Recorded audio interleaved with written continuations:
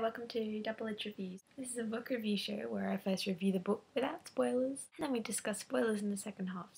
Today we are reviewing Scorpio Races by Maggie Stiefvater. Scorpio Races is a fantasy novel, the fantastical element of it being water horses of fairy legend. Maggie Stiefvater both abridged and expanded on the myth to create her own brand of water horses, which she named Kapalishka.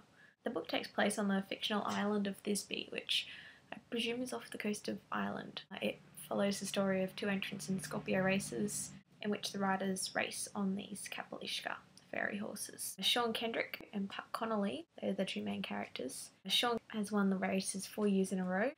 Puck is the underdog for more reasons than one. The race of these horses drives and frames the plot, but it's not the sole object of interest. The whole book is just really about the horses and how they influence the island. Basically, that's what I took from it. Why should you read this book? Because it's a freaking work of art. It felt so real to me. Like, you actually feel like you're on Thisbe. You're in Puck's kitchen.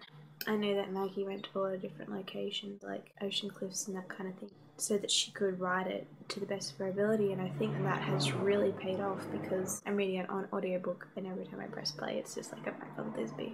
Let's get to the audiobook. Scorpio Races is narrated by Steve West and Fiona Hardingham. These people are very good at narrating. If you are worried, it's not narrated in an Irish accent. To me it was a very pure accent, very British kind of without very much inflection. If there was an inflection at all, it was like a little bit British, Irish. I'm not very good with dialects, but you can understand it. And the music on it, Maggie Stiefvater composed herself, and she performed it as well with her sister Kate. So I definitely recommend you check out the audiobook, even if you've already read the hard copy, because it's really something special.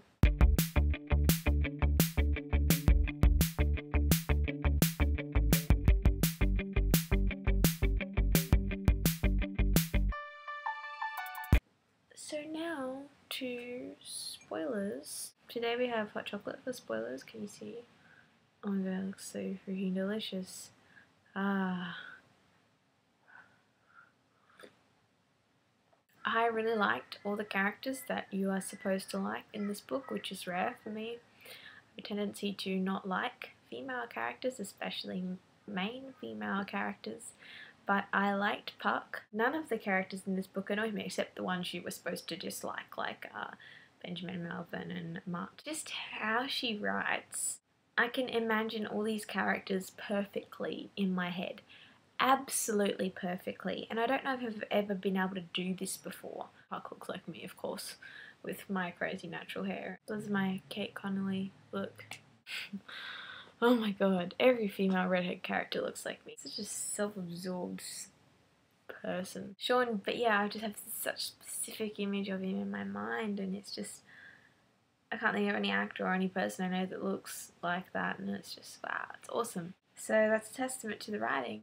So constantly throughout the book there's increasing amounts of pressure for each of them to win. When Sean was narrating, I'm like, oh, I want Sean to win, I want Sean to win. When Puck was narrating, I'm like, oh, I want her to win. It was good because I didn't know who I wanted to win. And when they finally got together, it was kind of good but kind of expected because you got two people narrating, obviously. Yeah, something's going to happen, and it's also Maggie Stiefvater. Here's this little disconcerting Maggie Stiefvater novel with so little kissing in it. Just kind of like waiting for them to jump each other, but it was so beautiful how it happened, so then I'm glad that they didn't jump each other. The part where Mutt and everyone is taking Cor down to the beach and it's just all horrible. Puck goes to stand with Sean, and I think that's really where their whole connection just seems to solidify. Oh yes, this is definitely it. Puck is impaled by his gaze. I really liked Gabe. Identified so much with him because I grew up in the middle of nowhere and I hated it. Not like I hated my life or anything, but like just the location. I don't blame Gabe for wanting to leave Thisbe. I don't think I would want to live on Thisbe. Even though I love it and then the setting and the location and everything, it's just, I couldn't. I need to be where you can go places and do stuff and be independent. So probably that meant I wasn't as sympathetic with Puck as I probably should have been, but that didn't mean I didn't dislike her, and I completely understood why she, because it sucked for her as well. Like, even though I was like, yeah, cool, Gabe, you should leave. I was still like rooting for Buck and could empathise with her and all that. I liked George Hawley, he was cool. I love how, because like Sean is the kind of person who doesn't have friends, and so like she kind of had to make a friend for him. I really like how she used his character because he showed like contrast between the Islanders and like regular society. Let's get to Tommy.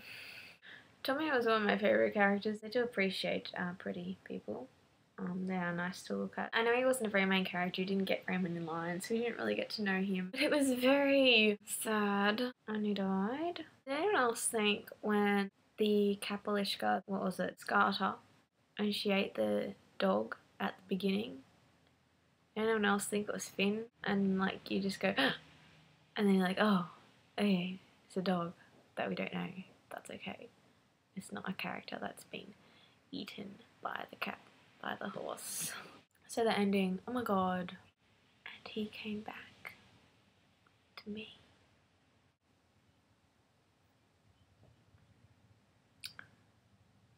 I mean, like, the practical side of me goes, I kind of wanted Cole to go out to see, like, what kind of life is he gonna have? I know it was this big, huge thing, but I'm still wondering, like, what happens now? But then the romantic part is that he came back to him. Oh. Basically, it shows that he doesn't care, even if he's going to be less comfortable and in the sea. He doesn't want to live any sort of life without Sean. So, Maggie. That was a good ending.